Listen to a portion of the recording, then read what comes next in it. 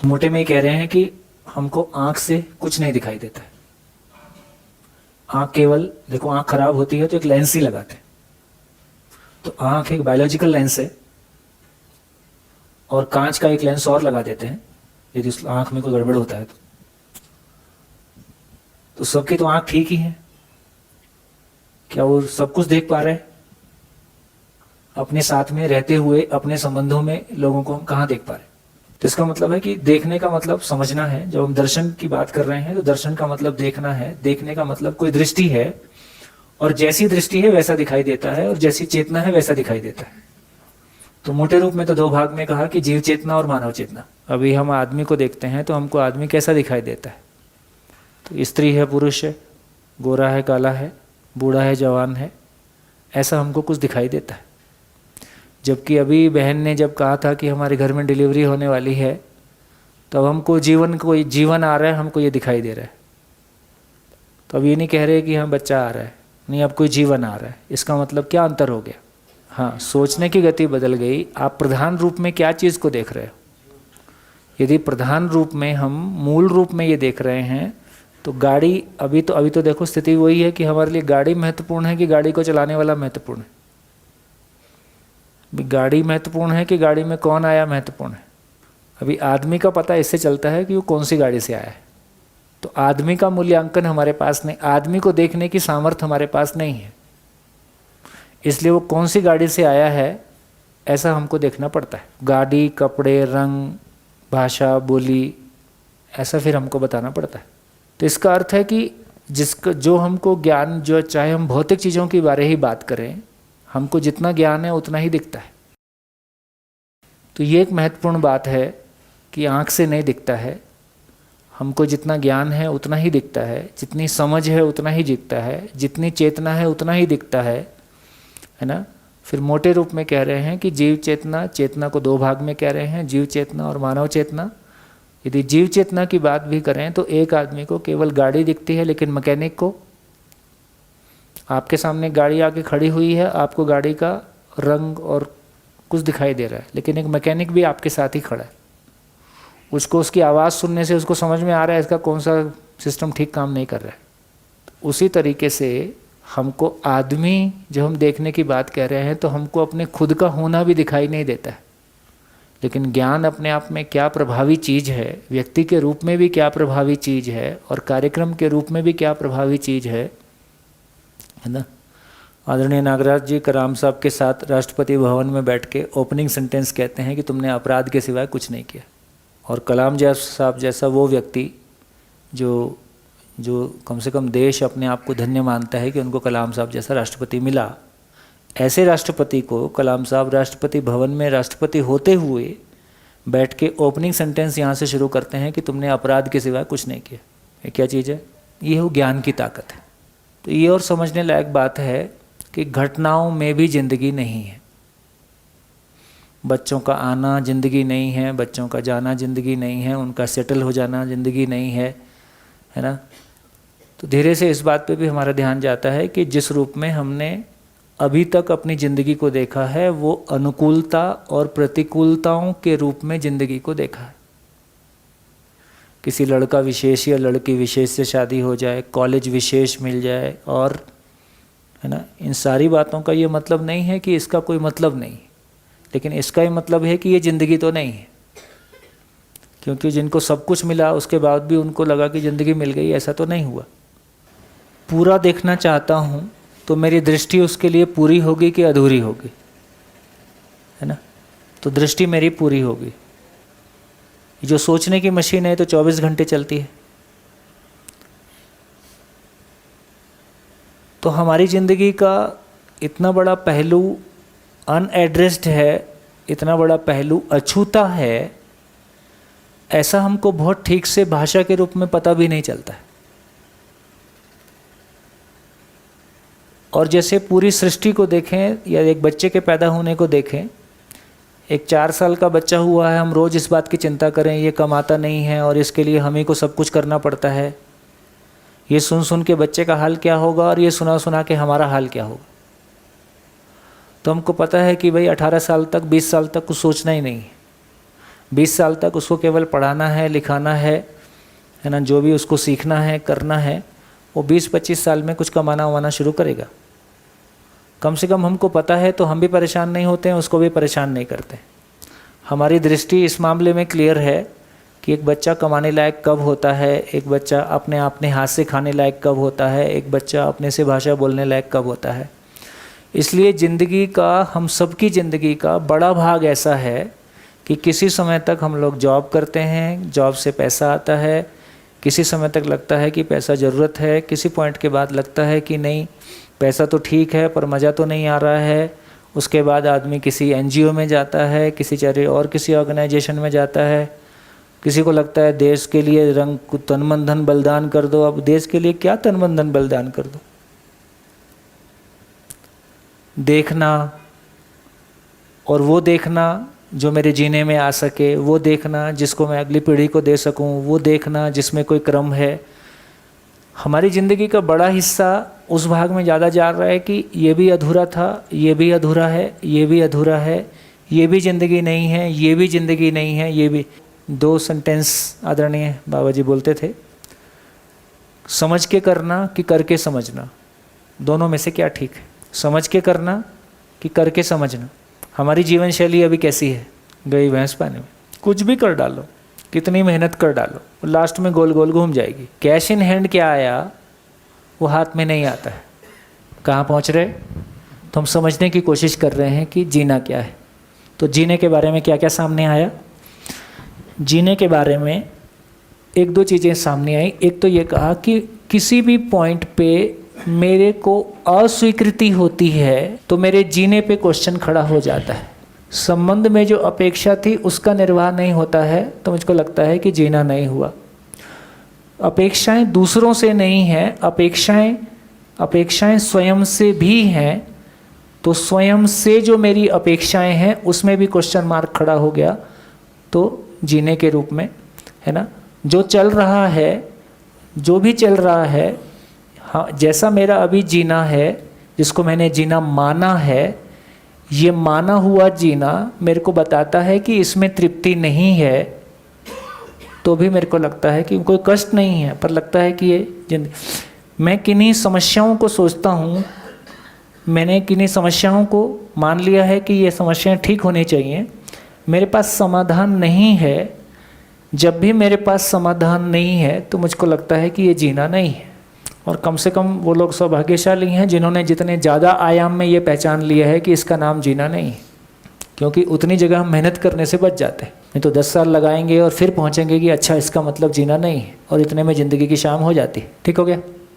तो यहाँ जो हम कहने की कोशिश कर रहे थे कि फिर जीना क्या है, मैं भावपूर्ण हो जाऊँ, इसका नाम जीना है। भाव क्या होता है? होने की स्वीकृति, है ना। तो थोड़ा सा एक एक करके इसको पकड़ते जाते हैं ताकि धीरे से और स्थिर होता जाए। और जब भी मैं एग्जाम्पल की बात करूँगा तो आप फटाफट एग्जाम्पल दीजिए ताकि ये अपने में धीरे धीरे स्थिर होता जाए। तो बेसिकली ये कह रहे हैं कि जब भी मैं भावपूर्ण नहीं हूँ, मैं कब भावपूर्ण नहीं हूँ? जब भी मेरे पास समाधान नहीं है तो मैं भावपूर्ण होऊंगा कि अभाव के साथ होऊंगा? मेरे पास समाधान का अभाव है, मेरे पास समाधान का अभाव है, मेरे पास तृप्ति का अभाव है, मेरे पास स्वयं की अपेक्षाएं पूरी नहीं हो रही हैं उसका अभाव है, मेरे पास संबंध में जो अपेक्षाएं हैं वो पूरी नहीं हो रही हैं उसका अभाव है। अस्वीकृति अपने आप में अभाव ही है। तो कितने भी तरह से मैं उसको देखने की कोशिश करूं तो मेरे को समझ में आता है कि वो अभाव है। तो बेसिकली ये कह रहे हैं कि मैं भावपूर्ण होने का मतलब जीना है। तो क्या चर्चा हो रही थी? हम समस्याओं से दुखी होते हैं कि नहीं होते? तो समाधान नहीं होना, तो कोई भी धरती पे कोई भी मानव समस्याओं से दुखी नहीं होता है। देखो अभी अपने आप में छोटी सी लाइन है, लेकिन जब हम फंसते हैं तभी लाइन काम करती है क्या? तब हमारा ध्यान ऐसा जाता है क्या? तब तो मेरे को लगता है कि मैं समस्या से दुखी हूँ। तब ये ध्यान चला जाए कि मैं समस्या से दुखी नहीं हो रहा हूँ, समाधान का ना होना मेरी पीड़ा है, तो मैं समाधान, तो कम से कम मैं टिका हुआ हूँ, समस्या के दौरान भी मेरा विचार चल रहा है और मैं अपने आप को सही दिशा पे बनाए हुए हूँ कि मैं समस्या से पीड़ित नहीं हो रहा हूँ, समाधान का ना होना मेरी पीड़ा है, तो मैं रूटीन से प्रॉब्लम मेरे को नहीं है, मेरे को किसी संबंधी से प्रॉब्लम नहीं है, मेरे को पापा से प्रॉब्लम नहीं है, मेरे को पत्नी से प्रॉब्लम नहीं है, केवल इतनी ही बात है कि उस परिस्थिति को मैं हैंडल कैसे करूँ वो मेरी योग्यता नहीं है ना। बेटा बेटी की शादी के लिए तैयार नहीं हो रहे हैं, है ना। कोई भी घटना है, सार इतना है कि मैं उससे प्रभावित हो रहा हूँ और नेगेटिवली प्रभावित हो रहा हूँ और मेरे पास उसका सॉल्यूशन नहीं है। तो पहला काम है कि मैं प्रभावित ना हूँ, तो ये तो एक मनस्थिति की ही बात है। सॉल्यूशन हो, ये भी एक मनस्थिति की बात है।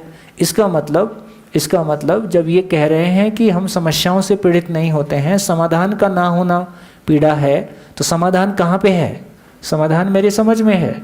इसका मतलब है कि बाहर समस्या है कि अवसर है? बाहर अवसर है। किसके लिए? हाँ, इसका मतलब है बाहर ना समस्या है ना अवसर है। तो जो कुछ भी मैं आपसे शिविर में कह रहा हूँ उसको 10 बार सुनेंगे तो वो अपने में स्थिर होगा, आपस में शेयर करेंगे तो वो स्थिर होगा, चर्चा में लाएंगे तो वो स्थिर होगा, वैसा एक वातावरण बनाएंगे तो वो स्थिर होगा। तो ये कह रहे हैं कि ये पूरी सृष्टि घटनाओं की अनवरत श्रृंखला है। अनवरत श्रृंखला का क्या मतलब है? धरती अपने स्पिन मोशन में है ही है, सूरज के चारों तरफ चक्कर लगा ही रही है, चांद लगा ही रहा है, सौरमंडल घूम ही रहा है। धरती की जो स्थिति आज है उसमें जलवायु परिवर्तन होते ही रहते हैं, उसमें पेड़ पौधे उगते ही रहते हैं, मरते ही रहते हैं, नए शरीर पैदा होते ही रहते हैं, पशु पक्षी हैं ही हैं, पेड़ पौधे हैं ही हैं, मानव है ही है, मानव अपनी मानसिकता के साथ है ही है। जैसा मानव है वैसा जो जिसके पास है वह उसको बांटेगा ही। जिसने इंद्रियों को ही सुख माना है वो गड़बड़ करेगा कि नहीं करेगा? वैचारिक रूप में तो गड़बड़ करेगा, ये तो पक्का ही है, ये तो हम सभी करते ही हैं। कोई व्यवहार में भी गड़बड़ करेगा। जिसके साथ गड़बड़ करेगा वो परेशान होएगा कि नहीं होएगा? वो परेशान होएगा ही। इसका मतलब ये परेशान होना भी प्राकृतिक घटना है। इसका मतलब कोई कोरोना लाएगा ही, कोई उसमें मरेगा ही, है ना। जैसी मानसिकता हमारे बच्चों की हो गई है, वो शादी से भाग रहे हैं, शादी हो गई तो बच्चे नहीं करना है ऐसे भाग रहे हैं, है ना। और शादी हो गई तो आपस में ही लड़ रहे हैं, है ना। ये होगा कि नहीं होगा? जब हमने ज़िंदगी को पूरा देखा ही नहीं है, जो चीज़ को हम पूरा जानते ही नहीं हैं, उसके साथ में हमारा जीना पूरा होगा कि नहीं होगा? हमारा जीना पूरा नहीं हो रहा है। इसका मतलब है हमारा जानना पूरा नहीं है। जीने में शिकायत मात्र इस बात की सूचना है कि जानने में कमी है। ऐसा ध्यान चला जाएगा तो जिंदगी अलग तरह से चलेगी। और जीना पूरा नहीं हो रहा है उसके लिए कोई सामने वाला व्यक्ति दोषी है। जीना नहीं हो रहा है क्योंकि जानने में कमी है, तो मैं क्या करूंगा? जानने की कोशिश करूंगा। जीना नहीं हो रहा है क्योंकि सामने वाला व्यक्ति ऐसा है, तब क्या करूंगा? तो सामने वाले को निपटाऊंगा। हाँ, या तो समाधान की खोज करूंगा। नहीं मानेगा तो संबंध टूट जाएगा। भाई आज जैसे उन्होंने कहा कि मैं तो शिविर में जाऊंगा, ये 30 दिन के लिए जा रहा हूँ। एक समय के बाद हमको जैसे एक संबंधी होने के नाते, एक परिवार में रहने वाले व्यक्ति होने के नाते, हमको एक दूसरे, जब भी कोई हमसे बात करने आता है तो हमको पहले इस बात को पहचानना होता है कि सामने वाला पूछ रहा है कि बता रहा है। इतने से भी हमारी ज़िंदगी बहुत आसान हो सकती है, क्योंकि हमारा सारा दुख इस बात का है कि हमने कोई अपेक्षाएं की हैं और वो अपेक्षाएं पूरी नहीं हो रही हैं, है ना। कुछ अपेक्षाएं ऐसी हैं जो मुझको पता ही नहीं है कि मेरे को ये अपेक्षा करनी है। जैसे मेरे को ज़िंदगी को समझना है, ये मुझको पता ही नहीं है। मैंने तो यही माना है कि कलेक्टर बन जाऊंगा तो ज़िंदगी बन जाएगी, 2-4 हज़ार करोड़ आ जाएगा तो ज़िंदगी बन जाएगी, है ना। अभी तो मुझको क्या नहीं पता है, ये मुझको पता ही नहीं है, तो उस बारे में तो चर्चा ही नहीं हो रही है। तो यदि मेरा ध्यान इस बात पे जाता है कि जीना नहीं हो रहा है क्योंकि जानना नहीं हो रहा है, क्योंकि जानने की कोई जगह है, चलो वहाँ चलता हूँ, तो इसका मतलब तो ये पूरी सृष्टि घटनाओं की अनवरत श्रृंखला है। ये पूरी सृष्टि घटनाओं की अनवरत श्रृंखला है और मुझ में समझने की ताकत है। मैं उन घटनाओं को समझता हूँ तो मैं उन घटनाओं के साथ में जी सकता हूँ। मेरे को उस घटना की समझ नहीं है, मैं उसको अपने अनुसार चलाना चाहता हूँ, तो मैं नहीं जी सकता हूँ। तो सार बात क्या निकली? तो सार बात ये निकला कि जब ये कह रहे हैं कि समाधान का ना होना मेरी पीड़ा है, इसका मतलब है कि मेरे पास समाधान हो तो सामने जो भी परिस्थिति है वो मेरे लिए अवसर है। मेरे पास समझ नहीं है, मेरे पास समाधान नहीं है, समझन नहीं है, तो जो भी कुछ सामने घट रहा है वो मेरे लिए समस्या है ना। तो इस तमाम चीज़ें घटनाओं की अनवरत श्रृंखला है। मेरे को उन घटनाओं में अनुकूलता प्रतिकूलता को मैं पहचानता हूँ, घटना की समझ मुझको नहीं है। अनुकूलता प्रतिकूलता मतलब लड़का हो जाए तो सुखी हो जाएंगे, लड़की हो जाए तो सुखी हो जाएंगे, किसी ने ऐसा माना। लड़का हो जाएगा तो सुखी हो जाएंगे, ये भी प्रॉब्लम है, और लड़की होएगी तो सुखी हो जाएंगे, ये भी प्रॉब्लम है। तो इसका मतलब है जो भी होगा मानव होगा, और मानव के साथ जीना हमको आता है तो रास्ता निकल सकता है ना। तो फिर इस तरह से सारी जिंदगी को हम देखेंगे तो अभी की हमारी सारी जिंदगी अनुकूलता और प्रतिकूलता की तलाश है जीने के नाम पे। जिसको हम जिंदगी मान रहे हैं वो अनुकूलता प्रतिकूलता। अनुकूलता प्रतिकूलता मतलब जो शरीर के लिए अच्छा लगता है वो अनुकूल है, जो शरीर के लिए प्रतिकूल लगता है वो दुख है, प्रतिकूल है। तो अभी हमारी जिसको हम जिंदगी कह रहे हैं वो सारी जिंदगी अनुकूलता प्रतिकूलता है। इतना पैसा आ जाए, ऐसा घर हो जाए, ऐसी जॉब हो जाए, ये शादी हो जाए, लड़का हो जाए, लड़की हो जाए। तो इसका मतलब ये निकल के आ गया कि एक तो ये समझ में आया कि सुख एक वैचारिक तथ्य है, सुख इंद्रियगत तथ्य नहीं है। देखो इंद्रियों से कुछ भी करें हमको सुख की निरंतरता नहीं मिलती है। एक बात, इंद्रियों के साथ कुछ भी करें, पहचान सम्मान के लिए कुछ भी करें, उसके साथ जो कुछ भी करते हैं उससे जिसको कहना चाहिए कि मेरे भीतर जो वो सुकून है, शांति है, कॉन्फिडेंस है, स्टेबिलिटी है, अपने भीतर भूतकाल की पीड़ा, वर्तमान से विरोध, भविष्य की चिंता से मुक्ति है ना, सबके जीने के लिए कोई बात समझ में आ गई है, ऐसा उसमें कुछ नहीं निकलता है। आदमी मूलतः एक वैचारिक घटना है। मतलब आदमी की मूल ताकत है कि उसमें सोचने की ताकत है। वो अपने सोचने की ताकत का कब प्रयोग करता है?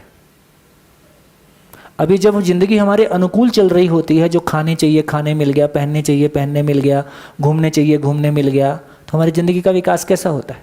उसमें हमको ज़्यादा सोचने की ज़रूरत नहीं है, या हमारी सोच केवल भौतिक वस्तुओं के लिए, खाने पीने के लिए ही दौड़ रही है, या खाने पीने की वस्तु कहाँ से आएगी उसके लिए दौड़ रही है। ज़्यादा अच्छी खाने पीने की वस्तु और कहाँ, सैलरी ज़्यादा हो जाए, पैकेज ज़्यादा हो जाए, बिजनेस और बढ़ जाए, हम ऐसा ही सोच रहे हैं। इसका मतलब है जब आदमी किसी ऐसी घटना से गुजरता है जहाँ आपकी बच्चों के साथ नहीं बन रही है, आपकी पति पत्नी में नहीं बन रही है, समाज में बहुत भय व्याप्त है, तो ऐसी घटनाओं से जब हम गुजरते हैं तो हम सोचने के लिए बाध्य होते हैं कि आखिर ये क्यों हो रहा है। फिर लगता है कि मेरे साथ ही क्यों हुआ। फिर ये भी सोचता हूँ कि गलती किसकी थी। तो यहाँ से क्या क्या घट गया, यहाँ से सही गलत की प्यास शुरू हो गई। यहाँ से ये जो कुछ हो रहा है ये क्यों हो रहा है, आदमी ऐसा क्यों करता है, तो क्या शुरू हो गया, एक सोचने की प्रक्रिया शुरू हुई।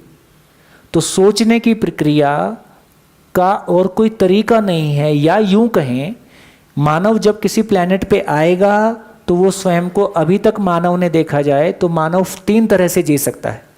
मिनिमम मानव ने अपने आप को शरीर मान के जिया, प्योरली शरीर पशु मान के जिया, इसको बोला वंश विधि। उससे आगे निकला तो कर्म विधि, अभी उससे भी हम थक रहे हैं तो अब ज्ञान विधि में अब आएंगे। मानव 3 तरीके से ही जी सकता है। तो एक तो हम पशु को देख के जिए, जैसा पशु जीता है, तो वंश विधि से जिए। उससे और इवॉल्व हुए, हमारी कल्पनाशीलता और आगे बढ़ी, तो हमने हवाई जहाज बनाया, सड़कें बनाई, घर बनाए, तमाम तरह का ये फैलाव। तो हम कर्म विधि से जिए, कर्म प्रधान विधि से जिए। कर्म प्रधान विधि से जी के जितना साधन चाहिए था सब आ गया, खाने पीने की सारे कष्ट खत्म हो गए, सब कुछ ठीक ठाक है, फिर भी लग रहा है यार ये जीना तो नहीं हुआ। मेरा जब चेंज आया तब तो मैं 22-23 साल का था। 23 साल में मेरे लिए संसार सूना हो गया था। इस संसार में पाने के लिए कुछ नहीं था। अब आदमी कहाँ जाएगा? यहाँ से आदमी को ज्ञान की आवश्यकता महसूस होती है। इसका मतलब है कि सूत्र ये है कि मानव समीक्षा विधि से आगे बढ़ता है। तो समीक्षा विधि से आगे बढ़ने का मतलब है जो चल रहा है ये अधूरा है, ये जिंदगी नहीं है, जब आदमी ये पहचान लेता है तो वहां से जिंदगी की तलाश शुरू करता है। अब एक व्यक्ति की यात्रा अलग है और समाज की यात्रा अलग है। व्यक्ति की यात्रा अलग है, परिवार की यात्रा अलग है, समाज की यात्रा अलग है, देश की यात्रा अलग है और विश्व की यात्रा अपनी है। तो इसका मतलब है परिवार में भी देखो, तो इसका मतलब ये निकला कि मानव जाति का जिस तरह से माँ एक बच्चे को जन्म देती है तो वो प्रसव पीड़ा से गुजरती है, उसी प्रकार धरती भी जागृति रूपी बच्चे को डिलीवर करने के लिए प्रसव पीड़ा से गुजरती है।